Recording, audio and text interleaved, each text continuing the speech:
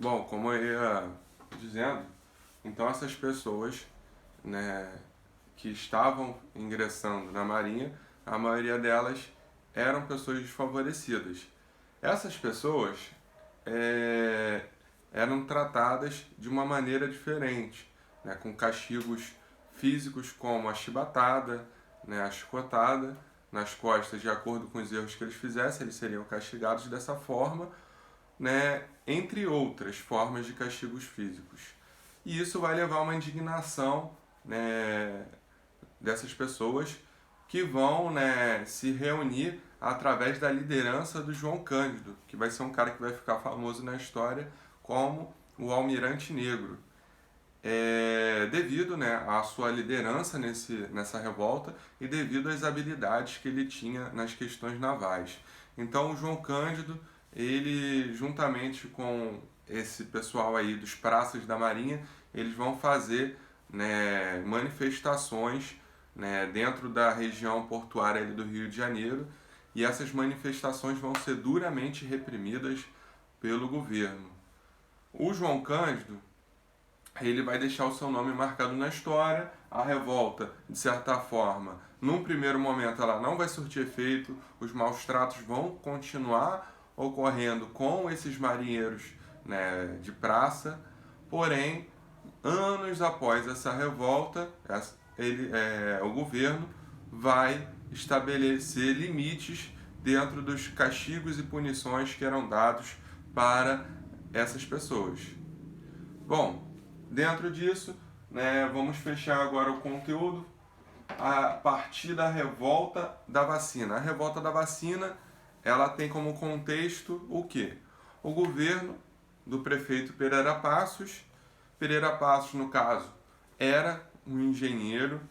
Esse engenheiro, Pereira Passos, já tinha passado por uma viagem na Europa e dentro disso ele viu a cidade de Paris como um modelo a ser seguido pelo Rio de Janeiro. Então ele achava a cidade de Paris muito bonita após as reformas que foram feitas na cidade de Paris e ele queria implementar, né, aqueles elementos arquitetônicos na cidade do Rio de Janeiro. E para dar mais força ainda ao seu discurso, o que acontecia na cidade do Rio de Janeiro na época era a grande proliferação de doenças. E, segundo alguns estudos da época, estudos sanitários e infectológicos, ou de infectologistas, desculpa, é, a aglomeração de pessoas em espaços pequenos era um dos principais pontos de disseminação das doenças de uma das doenças que o Rio de Janeiro estava sendo atacado. Então, o Pereira Passos ele vai pensar o quê? Vou fazer essa reforma na região central do Rio de Janeiro, vou tornar essa região central do Rio de Janeiro mais bonita e, ao mesmo tempo, vou diminuir o fluxo de proliferação da varíola. Dentro disso, ele vai lançar a mão da política do bota abaixo, ou seja, para ele conseguir fazer aquelas obras de maneira rápida, ele precisava demolir o que estava construído ali na região central do Rio de Janeiro, só que essa demolição, obviamente, precisaria ter todo um cuidado para pensar em que locais e como as pessoas que estavam morando naquela região deveriam ser realocadas. Porém, esse cuidado não existiu. Eles chegavam, né, com a draga, eles chegavam com os elementos de demolição até essa região aí dos cortiços, das casas humildes na parte central do Rio de Janeiro e colocavam as pessoas para fora das suas casas e ponto. Não pensavam nas consequências. Então, essas casas foram demolidas, as pessoas ficaram desabrigadas, algumas delas foram soterradas pelas demolições que foram feitas e as pessoas que sobreviveram a isso foram para outros lugares. Nessa de ir para outros lugares, essas pessoas, em grande maioria, foram para onde? Para os morros do Rio de Janeiro, as encostas do Rio de Janeiro. E dentro dessas encostas foram formadas as favelas, que são ponto de discussão na questão, né, urbanística, na questão, né, dos desabamentos, nas questões sanitárias. E tudo isso é fruto de uma medida, né, do governo municipal, do Rio de Janeiro, há muito tempo atrás, onde o prefeito não pensou, né, em como administrar, né, essa realocação das pessoas dentro daquela região ali central do Rio de Janeiro. Então, o bota abaixo ele vai gerar esse problema, obviamente essas pessoas vão ficar com isso guardado para si, e dentro desse contexto, né, na mesma época, 1 ano, 2 anos depois, vão surgir as políticas de vacinação. Essas políticas de vacinação, elas eram necessárias, né? O governo municipal, né, o Pereira Passos, ele contrata o Oswaldo Cruz para ser o cara ali, para chefiar, né, as instituições de saúde do Rio de Janeiro, para conseguir diminuir o número de pessoas infectadas pela varíola e pela febre amarela no Rio de Janeiro. Bom, então, num primeiro momento, eles vão, né, falar para a população, olha, nós temos as vacinas servem para conter a disseminação da varíola. Beleza. As pessoas da época eram pessoas que ainda eram muito desinformadas.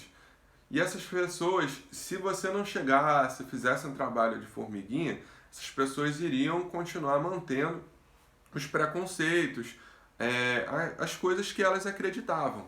Então as pessoas, em grande maioria, as pessoas na época, né, da vacinação, elas vão acreditar que aquela vacina não era uma cura, não era uma forma de contenção do vírus, e sim era uma arma do governo municipal para matar as pessoas, já que dentro desse contexto o governo municipal teve problema com as camadas mais populares dentro daquela questão do bota abaixo. Então as pessoas vão acreditar que aquela vacina é para matar as pessoas e não para salvá-las.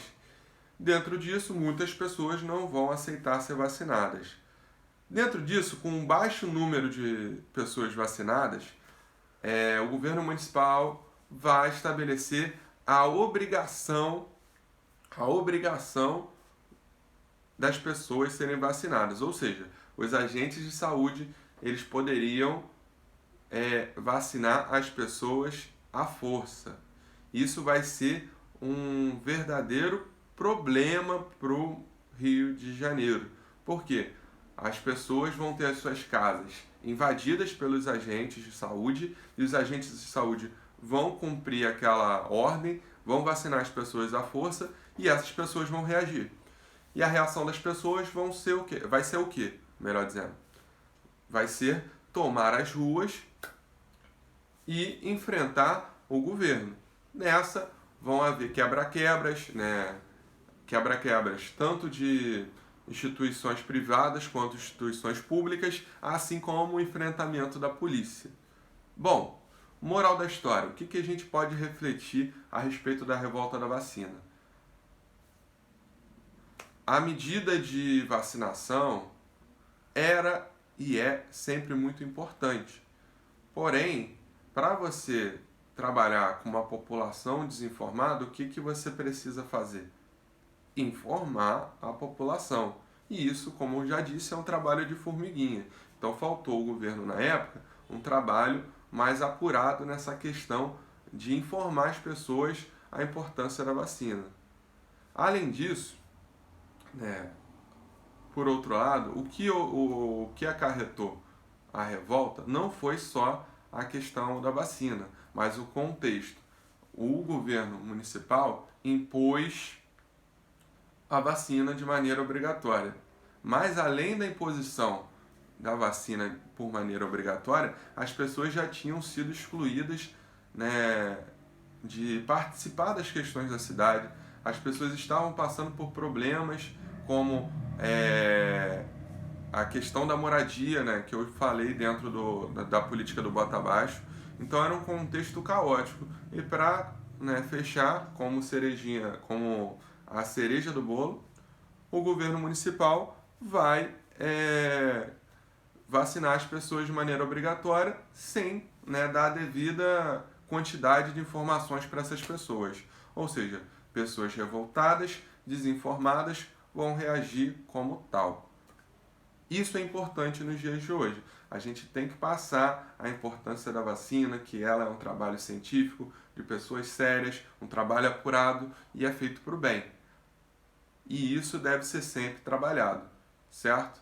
Então, dentro ali do contexto da revolta da vacina, o que fica de reflexão é isso. Espero que vocês tenham entendido, galera. Abraços.